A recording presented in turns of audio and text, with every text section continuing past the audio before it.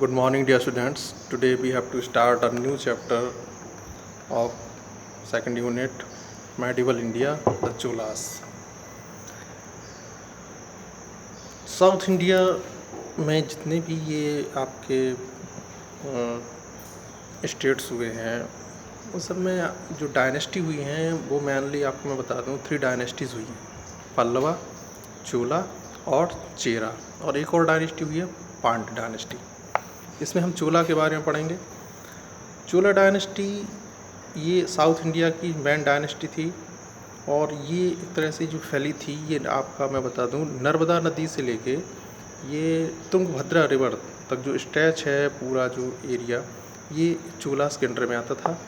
और ये tropic of cancer जो ईस्ट से वेस्ट में गई है आपके इंडिया होते हुए, तो यहाँ से लेके और जो नीचे तक का जो एरिया था साउथ का, ये चोला के एंट्रेंस में आता था। ओके, तो कृष्णा नदी से लेके तुंगभद्रा नदी तक का जो एरिया फैला हुआ था ये चोला के अंदर आता था। इसमें अगर हम ये कहें आपसे कि डेक्कन प्लेट्यूज भी उसमें इंक्लूड था तो ये सही है। डेक्कन प्लेट्यूज का जो एरिया था वो चोलास के अंडर में आता था और बाकी जो डायनेस्टी थी छोटी मोटी वो पांड्य डायनेस्टी, चेरा डायनेस्टी इसमें डिवाइडेड थी। अच्छा, तो ये जो इसके अलावा जो 10th और 9th सेंचुरी में चालुक्य भी हुए हैं, चालुक्य डायनेस्टी भी थी। तो चालुक्य की जो डायनेस्टी थी, who founded the independent kingdom by Chalukya and their capital of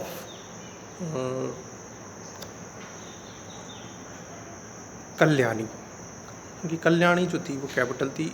इसके अलावा एक और जो कृष्णा तुंगभद्रा नदी के साउथ में जो डायनेस्टी थी वो थी आपकी राष्ट्रकूट। राष्ट्रकूट थे। इसके अलावा पल्लव थे। पल्लवों की जो कैपिटल थी वो कांची थी। कांचीपुरम आज आप देखते हैं, कांची ये कैपिटल उनकी थी पल्लवास की। ये इन्होंने जो मिडिल 6th सेंचुरी तक ही ये राज्य किया इसमें। और जो चोलास थे वो थोड़े डेवलप थे, हाई डेवलप थे, और साउथ के बहुत जो छोटे छोटे पार्ट्स थे उन पे चोलास का कब्जा था। अब मैं आपको बता दूं sources of the Cholas period. ये सोर्स क्या है? चोलास के जो सोर्स हैं वो आपके आर्कियोलॉजिकल सोर्स मिले हैं। मैन आपके आर्कियोलॉजिकल सोर्स ही होते हैं। तो उस पीरियड में monuments such temples and towers, pillars, ये मैन सोर्सेज थे जिनके अकॉर्डिंगली हमको नॉलेज हुई कि चोलास का क्या है क्या नहीं। इंस्क्रिप्शंस जिसमें मैन आते हैं आपके inscription sources of Chola period में। फर्स्ट है आपका इंस्क्रिप्शन। इंस्क्रिप्शंस में जो टेम्पल्स हैं, टेम्पल्स की दीवारें थी, वॉल्स ऑफ टेम्पल्स और पिलर्स ऑफ टेम्पल्स, इन पे जो इंस्क्रिप्शंस हुए लिखे हैं तो उस पीरियड के बारे में हमें उनसे पता चलता है कि ये चोला के बारे में पूरा ये डिटेल्स उसमें लिखती थी। क्योंकि उस समय पेपर तो था नहीं और भी कोई ऐसे इंस्ट्रूमेंट नहीं थे कि जिन पर वो रिटन वर्क कर सकें। तो ये सबसे अच्छा था, लॉन्ग लाइफ चलने वाला टिल सेंचुरीज़, ये सबसे अच्छा था पिलर्स पे लिखना, स्टोन पे लिखना, ओके, परमानेंटली। अच्छा, इसमें कॉपर प्लेट चलती थी। कॉपर प्लेट पे व्यू लिखते थे। कॉपर के प्लेटों पे वो अपनी इंफॉर्मेशन पूरी लिख देते थे जो कंटिन्यू रनिंग करती थी। तो कॉपर प्लेट्स के इंस्क्रिप्शन से हमें रिकॉर्ड्स मिले हैं। Grants of villages of cultivable lands made by the Chola Kings, है ना। कहाँ कहाँ तक उन्होंने उनका जो कल्टिवेटेड लैंड था, जो कृषि योग्य भूमि थी, वो कहाँ तक फैली हुई थी। इसके अलावा they were written to Tamil and Sanskrit languages, ठीक है ना। जैसे Thiruvalluvar grant of Rajendra Chola first, जो राजेंद्र चोल फर्स्ट थे जिन्होंने ये चोल डायनेस्टी को फाउंडेशन किया, तो उनके बारे में लिखा गया है। इसके बाद कन्याकुमारी इंस्क्रिप्शंस आए, साउथ में कन्याकुमारी इंस्क्रिप्शंस आए।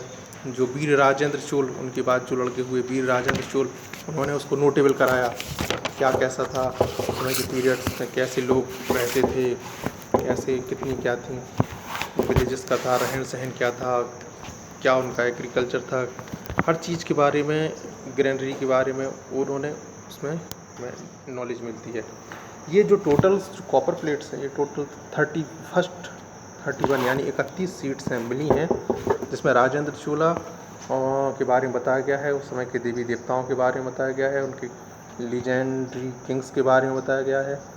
तो the copper plates inscriptions also provide information about village layout, गांव का क्या लेआउट था, taxation, methods of irrigations etcetera, इनके बारे में बताया गया है। इसके बाद बताऊंगा मैं आपको बृहदेश्वर टेम्पल। बृहदेश्वर टेम्पल को राजराजेश्वरा टेम्पल भी कहा जाता है, क्योंकि ये राजेंद्र फर्स्ट ने इसको डेवलप कराया था। इसमें भगवान शिव की मूर्ति है, आज भी ये बहुत शानदार है। तमिलनाडु में है ये बृहदेश्वर मंदिर। ये बनाया था 109 यानी 1009 के आसपास ही बना था। राजेंद्र फर्स्ट ने इसको बनवाया था, लॉर्ड शिवा है। ये बहुत ऊंचा है, इसमें कई स्टेप्स हैं। आप नंदी ग्रह है, नंदी के बाद गर्भगृह है ना, जिसे विमान कहते हैं, और इसके बाद हॉल है। ठीक है, आप इसको कभी जाएँ तो देखें। इसमें 66 मीटर ये हाई है, जिसमें 57 मीटर ये हाइट है इसकी, और ये 13 सक्सेसिव स्टोरीज़ में बता हुआ है। 13 स्टोरीज़ हैं, ठीक है ना। 25 मीटर सिंगल ब्लॉक्स हैं, पत्थरों पे ही लगा है, इसमें कोई सीमेंट या बालू का इस्तेमाल नहीं हुआ है। और ये लगभग 80 टन पत्थरों का इसमें इस्तेमाल हुआ है, और ये प्राइमेटिकल स्ट्रक्चर है। ओके, तो ये द्रविड़ आर्ट का बहुत सुंदर उदाहरण है, finest example of Dravidian art. ठीक है, इसमें आर्किटेक्ट है, स्कल्पचर है, पेंटिंग्स है, अदर है बिल्डिंग। ये बृहदेश्वर टेम्पल समय की महान कृति है। नेक्स्ट वीडियो में आपको मैं पॉलिटिकल हिस्टोरी ऑफ चोलास बताऊंगा, इसकी आप स्टडी करें।